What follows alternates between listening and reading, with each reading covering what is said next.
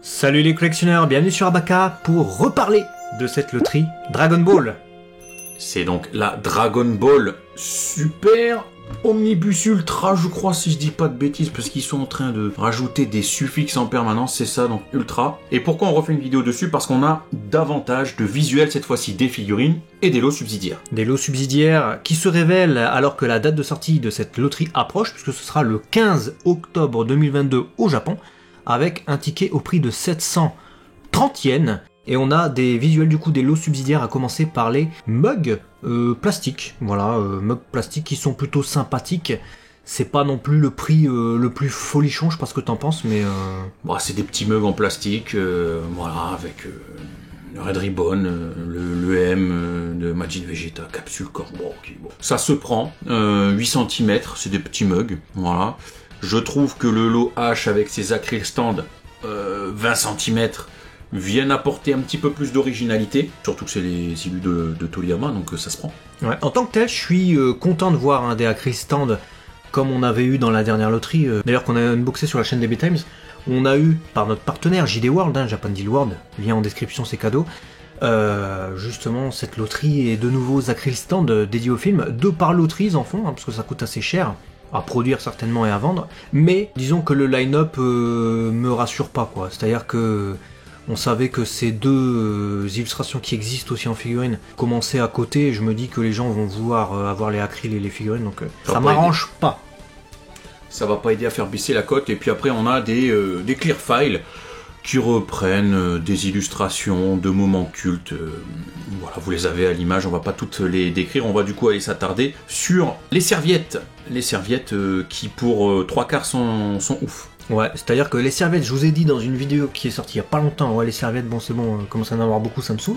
Et comme pour me prendre à contre-pied, bah il y a cette loterie qui arrive avec des serviettes de malade, parce que, étonnamment, parmi tous les petits lots là qu'on vous a cités, et bah c'est ce que je trouve le plus beau. De ouf. Parce que Fenion, l'illustrateur, que vous retrouvez d'ailleurs sur Twitter, illustrateur qui fait la plupart des illustrations officielles pour pas mal de produits dérivés, il a tapé la quasi-intégralité des illustrations, donc en tout cas toutes celles qui sont de DBZ, celles qui sont du film Dragon Ball Super Hero, ils ont pris depuis les chara design dégueulasses, donc c'est dégueulasse.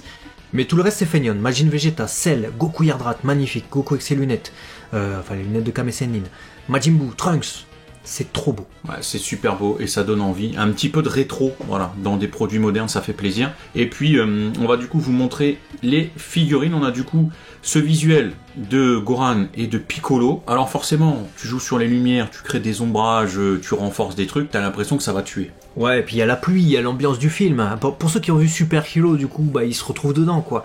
C'est vraiment le combat avec cette nuit artificielle, cette pluie artificielle qui tombe. On est dedans, j'ai envie de dire. Nous, on n'a pas vu le film, mais on voit tout dans le trailer, j'ai envie de dire, donc c'est pas compliqué.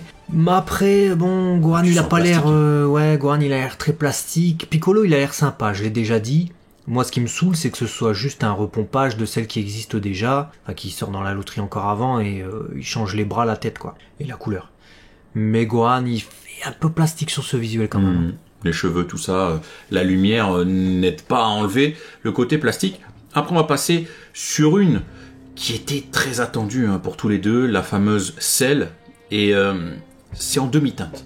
Elle est belle, elle est attendue, mais moi j'ai toujours ce problème, je sais pas ce que vous en pensez, si je la compare à cette image de l'animé, c'est pas exactement pareil. Je trouve que les proportions du corps ne sont pas identiques, déjà, alors sans parler d'échelle par rapport aux autres figurines, mais vraiment Cell tout seul.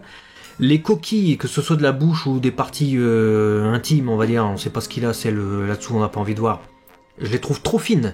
Et ça enlève un truc, mine de rien.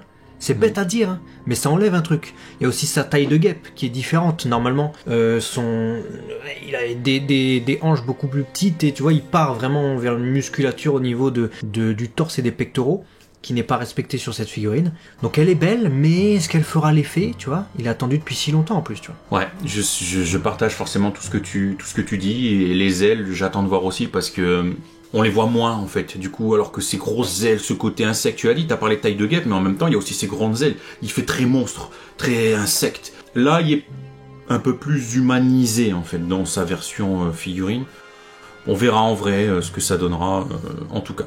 Un point positif, c'est cette queue qu'ils ont réussi quand même à faire assez élancée. Bon, point positif, mais peut-être négatif en termes de place, parce qu'on sait pas combien de centimètres ça va prendre en profondeur, et ça sera le gros questionnement pour pas mal de collectionneurs. Et autre information également, c'est les espèces de cornes, on va appeler ça comme ça, sur sa tête, qui sont pas exactement pareilles que celles de l'animé non plus, donc on verra. Ensuite, on a ce Goku Yardrat qui se déclinera en 3 versions, puisqu'on a des parties supplémentaires, on va dire. On a donc un lot D qui nous permettra de le mettre en Super Saiyan. On pourra le mettre également avec d'autres paires de bras et une forme normale. Et on pourra le mettre avec la paire de lunettes qu'il Shurakame Sennin, pour démontrer qu'il utilise une nouvelle technique, le déplacement instantané, si vous vous en souvenez.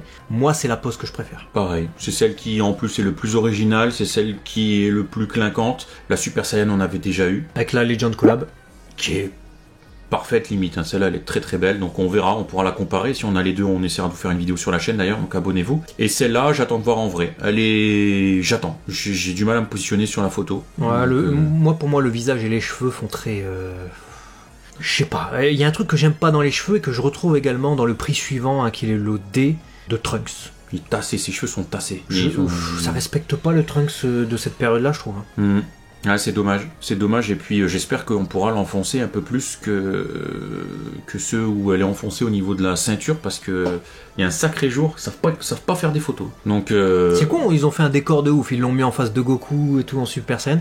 En plus, tu vois, ce Trunks, il va être attendu en Kuji, parce que Mecha Frieza est annoncé pour le début d'année, pour janvier, vous avez vu notre vidéo. Donc c'est un peu con. On aura un Trunks qui sera peut-être pas parfait, alors qu'il y a Goku Yardrat et Mecha Frieza pour mettre avec, c'est dommage. Et Vegeta, bon bah... Bon, Vegeta, il me fait extrêmement penser à ce qu'on avait déjà eu à l'époque, là, les e-moving ou je sais plus quoi, où il y avait un truc comme ça. Mais les e-moving, je trouve, sont plus belles. Elles sont plus belles, mais il n'y a pas une énorme fracture visuelle, je trouve. Donc à voir. Par contre... Alors, juste un truc quand même que je peux rajouter sur Vegeta, c'est que la DXF sortie en 2014, donc il y a maintenant 8 ans, c'est une plus petite figurine, certes, mais elle est plus belle que ces visuels-là. Et ça, c'est inquiétant. Ça, c'est inquiétant. C'est-à-dire qu'en 8 ans, ils n'ont pas évolué, ou alors ils sont capables de nous prendre des sculpteurs qui font moins bien. Donc, c'est un peu chiant. Ça, c'est un peu con, ça. Par contre, son ennemi en face, gros bonbon rose, pour nous, c'est la pièce de la série. C'est la meilleure. Elle est magnifique. La meilleure. J'ai rien à dire, je le vois, ça respire Majin Buu. Rien à dire. Mais c'est d'ailleurs simple, hein. Vous avez vu qu'on a fait des commentaires sur toutes les figurines, un peu pour vous donner nos avis. Là, on vous donne notre avis sur Majin Buu, on n'a rien à dire. Non, j'ai rien à dire, il est magnifique. Voilà. Le brush est là, les proportions sont nickel. Parfait. On le veut. Parfait. Dites-nous en tout cas, vous, quel prix vous préférez dans les commentaires, et on espère que cette petite vidéo additionnelle sur la loterie vous aura plu. Partagez-la. Et à très vite sur Abaka, la chaîne des collectionneurs. Abonnez-vous. Ciao.